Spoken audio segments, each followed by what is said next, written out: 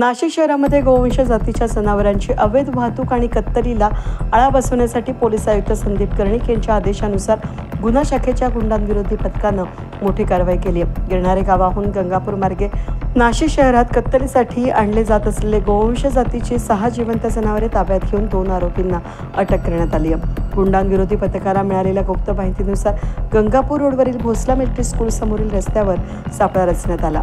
त्यावेळी Bolero pickup क्रमांक MH15FV 9724 हे वाहन थांबवून तपासणी केली असता त्यामध्ये 6 गोवंश जातीची जिवंत जनावरे आढळून आली।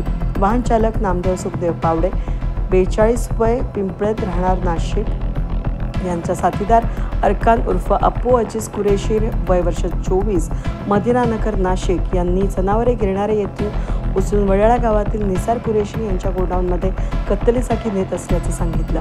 पथकानं दोन्ही आरोपींना ताब्यात घेऊन एकूण 5,60,000 रुपये किमतीचा मुद्देमाल जप्त करण्यात आला। पुढील कारवाईसाठी आरोपींना गंगापूर पोलीस ठाण्याच्या ताब्यात देण्यात आलं असून ही कामगिरी संदीप कर्णिक पोलीस आयुक्त, प्रशांत बच्छाव उपायुक्त गुन्हा शाखा आणि संदीप मिटके सहाय्यक आयुक्त गुन्हा शाखा यांच्या मार्गदर्शनाखाली करण्यात आली असून या कारवाईत सहाय्यक पोलीस निरीक्षक ज्ञानेश्वर मोहिते आणि त्यांच्या सहकाऱ्यांनी महत्त्वपूर्ण भूमिका बजावली आहे। वेद न्यूजसाठी प्रतिनिधी अनिल गुंजाळ, नाशिक।